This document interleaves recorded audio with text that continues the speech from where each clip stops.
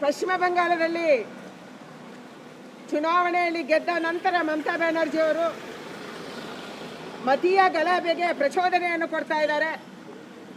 ಒಂದು ಕೋಮಿನ ಜನ ಹಿಂದೂಗಳನ್ನು ಕೊಲ್ಲುವುದನ್ನು ಶುರು ಮಾಡಿದ್ದಾರೆ, ಗೂಂಡಾಗಿರಿಯನ್ನು ಶುರು ಮಾಡಿದ್ದಾರೆ. ಭಾರತೀಯ ಜನತಾ ಪಾರ್ಟಿಯ ಕಚೇರಿ, ಅಖಿಲ ಭಾರತೀಯ ವಿದ್ಯಾರ್ಥಿ ಪರಿಷತ್ತಿನ ಕಚೇರಿಗಳಿಗೆ ಬೆಂಕಿ ಹಚ್ಚುವುದನ್ನು ಶುರು ಮಾಡಿದ್ದಾರೆ. ಇಂಥ ಗೂಂಡಾಗಿರಿಯನ್ನು ಈ ದೇಶ ಇನ್ನೆಂದೂ ಕಂಡಿಲ್ಲ.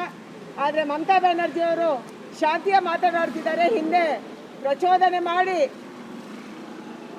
ಅಶಾಂತಿಗೆ ಪ್ರಚೋದನೆ ಮಾಡಿ ಹೊರಗೆ ಶಾಂತಿಯ ಮಾತನಾಡುವಂಥ ಮಮತಾ ಬ್ಯಾನರ್ಜಿ ಅವರಿಗೆ ಮುಖ್ಯಮಂತ್ರಿ ಆಗುವಂಥ ಯಾವುದೇ ನೈತಿಕ ಹಕ್ಕಿಲ್ಲ. ಸ್ವತಃ ಅವರು ಸೋಲಿದ್ದಾರೆ, ಹತಾಶರಾಗಿದ್ದಾರೆ. ಆ ಕಾರಣಕ್ಕಾಗಿ ಇವತ್ತು ಈ ರೀತಿಯ ಗೂಂಡಾಗಿರಿಯನ್ನು ಪ್ರಚೋದನೆ ಮಾಡೋದು ಪಶ್ಚಿಮ ಬಂಗಾಳದಲ್ಲಿ ನಡೀತಾ ಇದೆ. ಭಾರತೀಯ ಜನತಾ ಪಾರ್ಟಿ ಇಡೀ ದೇಶದಲ್ಲಿ ಒಗ್ಗಟ್ಟಾಗಿದೆ. ಪಶ್ಚಿಮ ಬಂಗಾಳದ ಜೊತೆಗೆ ನಾವೆಲ್ಲರೂ ಇದ್ದೀವಿ ಅನ್ನುವಂಥ ಸಂದೇಶವನ್ನು ಕೊಡೋದಕ್ಕೆ ಈ ಹೋರಾಟವನ್ನು ನಾವು ಮಾಡ್ತಾ ಇದ್ದೀವಿ.